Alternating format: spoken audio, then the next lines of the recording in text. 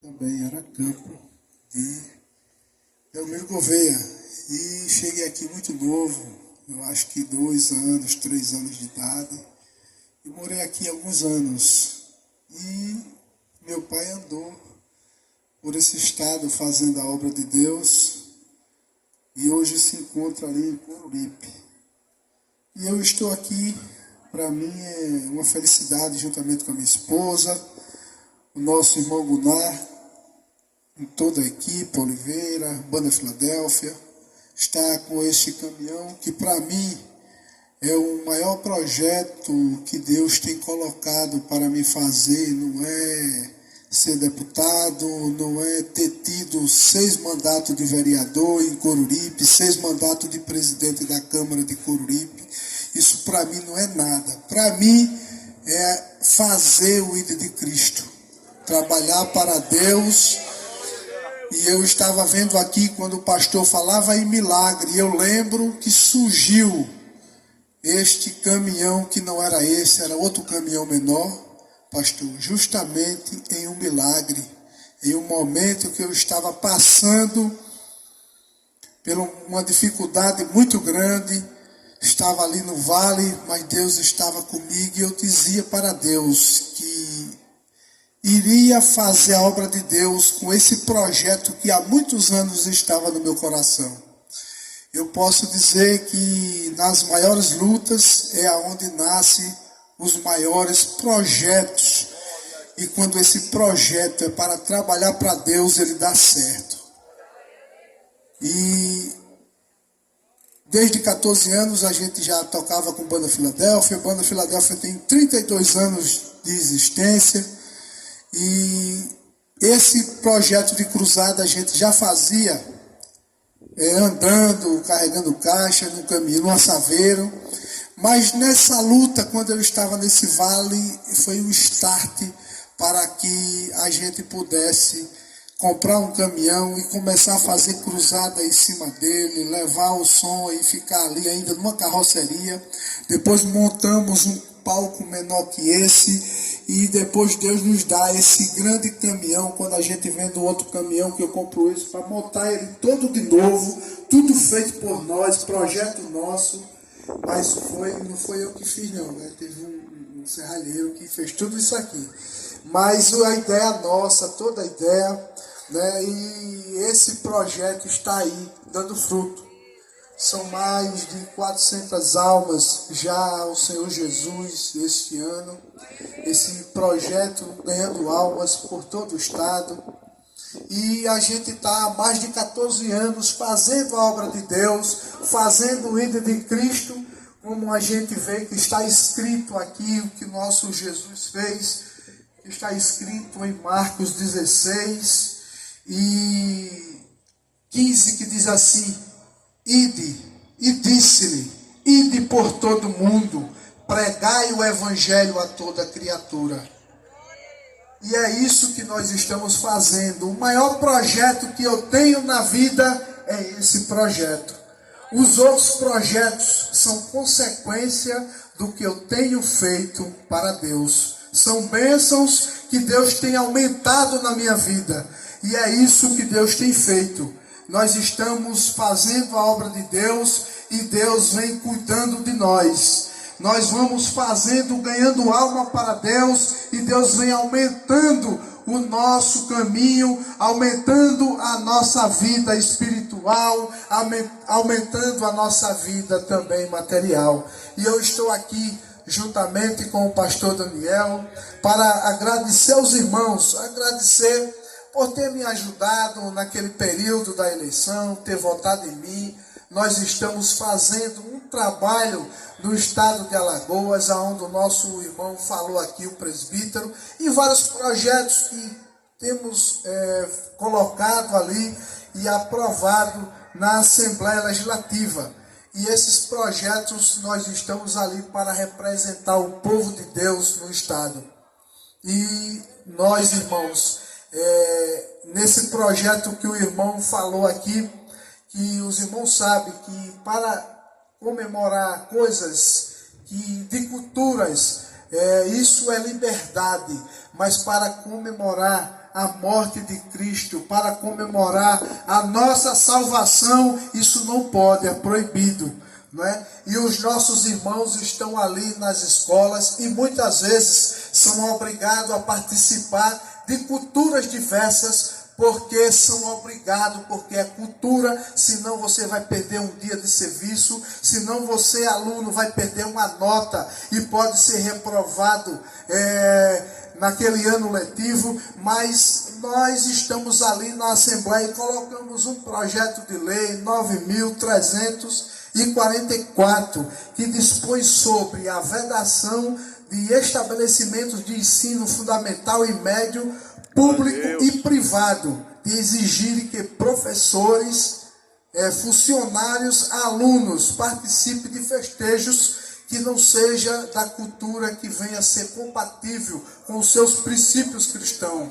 E também esses projetos não venham a servir de nota avaliativa para prejudicar os nossos filhos que estão lá, que não podem participar de um Halloween, que não podem participar de um carnaval, que não podem participar de um São João. E muitas vezes, eu estava agora nessa época do São João, uma irmã ligou para mim, esse projeto ainda estava em tramitação, e uma irmã ligava para mim e dizia: irmão Mesaque, eu perdi o meu emprego porque Deus nos confiou e nós vamos continuar. Esse projeto já tem vontade estadual e vamos chegar no próximo eleição com um deputado federal para que os nossos projetos de saúde, os nossos projetos, nós possamos aí, ó. Brasília também, assim? Para defender os princípios, estar juntos da bancada evangélica lá em Brasília, lutando pelo nosso direito, porque aqui nós precisamos estar batalhando, guerreando, até o dia que Jesus volte nas nuvens, raie nas nuvens, para levar a sua igreja. Aí, a partir daí, nós não vamos precisar de estar lutando aqui por nada. Nós vamos estar lá só adorando o Pai, cantando hosana nas alturas, porque o nosso Deus já fez tudo por nós, dando seu Filho Jesus, morrendo na cruz, vertendo o seu sangue para nos dar o direito da salvação. Meu muito obrigado, meu pastor Daniel, e Deus assim nos abençoe. Nós estamos aqui. Os irmãos podem pensar, essa cruzada, um caminhão chegou ali, mas nós estamos em uma missão. Desde ontem nós estávamos em São Marcos, que é Major Zidório, um distrito de Major Zidório. Hoje estamos aqui, amanhã nós vamos estar em Barragem Leste com o pastor Edson. E isso é custo, mas Deus tem colocado para que a gente, suprido, para que a gente possa fazer o ídolo de Cristo. Ore pelo irmão Mesaque, ajude o irmão Mesaque, ajude o irmão Gunar. Nós vamos continuar fortalecendo o povo de Deus no estado de Alagoas. Amém, meu pastor, que Deus assim nos abençoe. Quem pode dizer amém? Vamos continuar orando, irmão. O evangelista foi sucedido pelo presbítero Nilton Delgado, que também deu sua parcela de contribuição na cobertura do templo e continuidade dos trabalhos deixados. E pela dedicação de cada um destes, o templo ficava cada vez mais belo. Este conduziu o povo de Deus durante algum tempo e, com a permissão de Deus, saiu deixando o pastor Américo em seu lugar para que desse continuidade com zelo e carinho à obra do Senhor. Sucedendo o pastor Américo, o evangelista Cosmo também passou por aqui, dando a sua parcela de contribuição na obra do Senhor, física e espiritualmente falando. Por sua vez, com muito temor à palavra do Senhor, conduziu sabiamente o povo de Deus e também diretamente contribuiu com a construção do templo. Algum tempo depois, o pastor Nelson assumiu, desmembrando assim o campo em 21 de janeiro de 2016, dando continuidade e término à construção do imponente templo do distrito de Lagoinha. Pouco mais de um ano e meio depois, em 2 de novembro de 2017, passou as chaves às mãos do nosso pastor presidente, reverendo José Orisvaldo Nunes de Lima, para a inauguração do templo sede do campo eclesiástico desse distrito.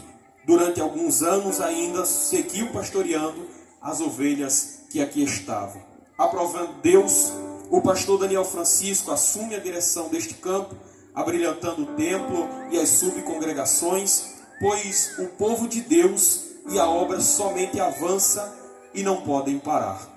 Com a permissão de Deus e pelas mãos de todos estes citados, a obra avança. Neste momento, feche seus olhos e diga: Senhor, obrigado, Senhor, por chegar neste lugar. Meus amados, a paz do Senhor para todos. Já estamos em pé. Vamos abrir na carta aos Hebreus, capítulo 12, versículo 2. Desde já, enquanto os irmãos abrem a Bíblia, agradecer a Deus pela vida do pastor Daniel, pastor deste campo eclesiástico aqui. Louvar a Deus pela sua vida e pela sua família. E também louvar a Deus pela vida do nosso deputado Mesaque e Gunnar, que tem dado essa parcela de cooperação em todo o estado e a todos nós. Quando eu era pastor em Feliz Deserto, eu era muito feliz ali, e principalmente quando trabalhava atrelado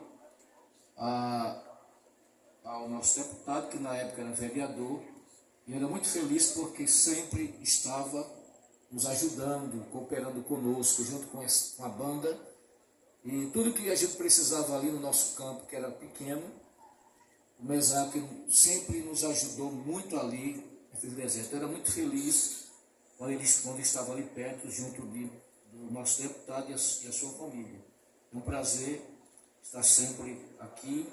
Isso que ele está fazendo aqui hoje, não só faz aqui, faz em todo o estado, e lá também, quando estava perto, não faltava oportunidade para nos ajudar. Deus abençoe a família, a banda Filadélfia, que também é bênção em todo o estado. E citando o nome de Douglas, eu cito o nome de todos, tá bom? Deus abençoe a todos os queridos irmãos. Meus amados, Hebreus capítulo 12, versículo 2 apenas. Não vou demorar, glória a Deus. 12, 2. Quem achou, diga amém. Amém.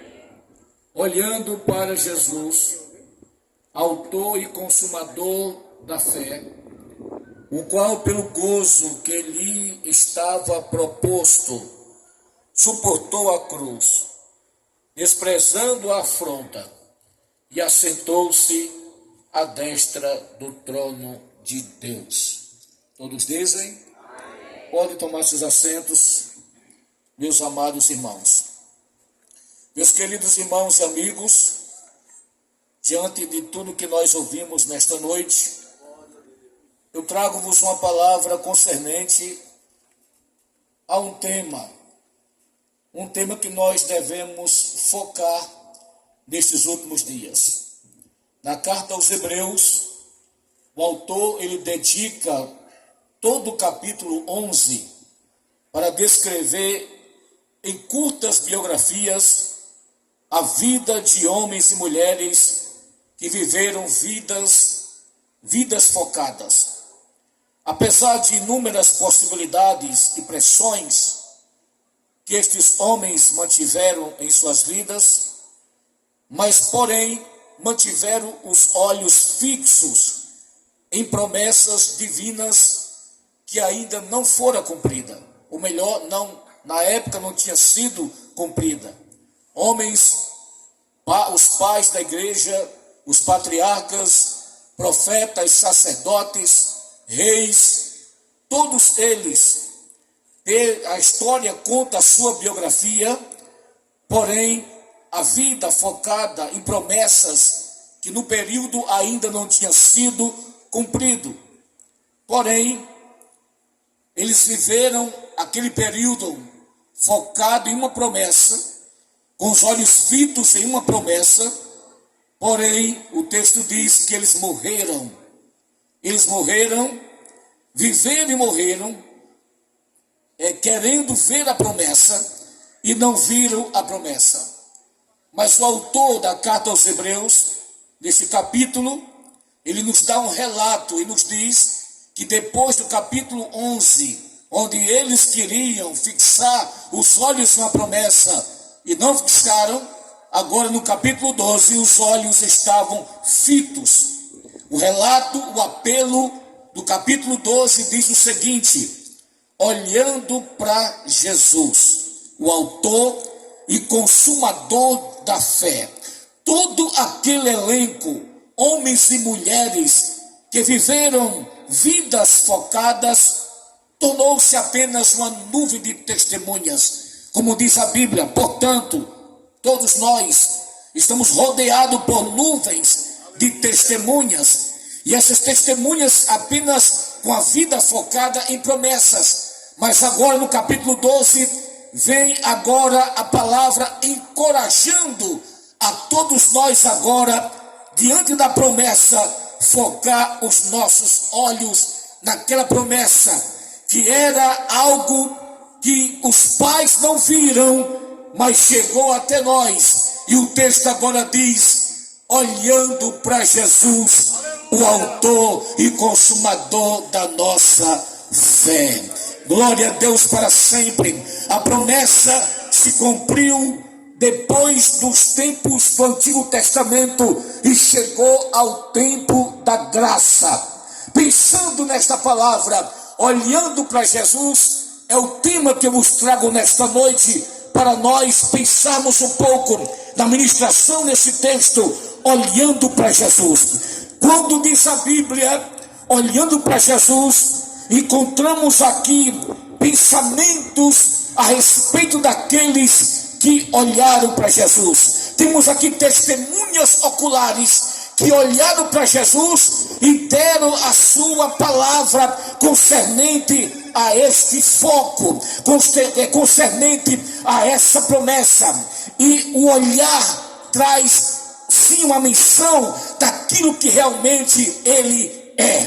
Nós podemos ver no livro de São Lucas, quando o texto diz que havia um homem chamado Simeão, e Simeão já era velho, era um sacerdote, e o texto diz que o Espírito Santo falou em seu coração e disse: você não pode morrer enquanto não ver o Messias, aquele que é escolhido de Deus. E o texto diz que ele já era velho, já cansado de idade, mas um dia um casal levou uma criança para o templo para apresentar, e quando aquele homem pegou aquela criança e colocou nos seus braços e olhou para ele lembrou das palavras do Espírito Santo, e ele disse: agora, Senhor, despede o teu servo em paz, porque os meus olhos viram a tua salvação.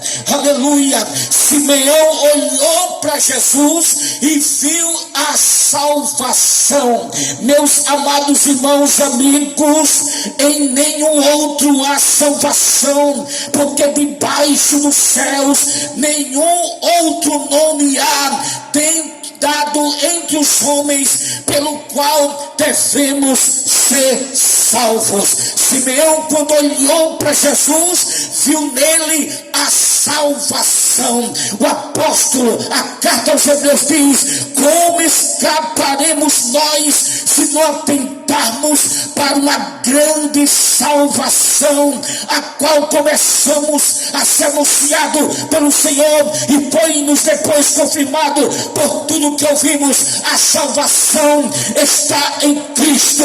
Quem olha para Jesus encontra a salvação. Quem olha para Jesus encontra o Salvador. Quem aqui encontrou o Salvador, levante sua mão e dê glória a Deus, se isso é verdade.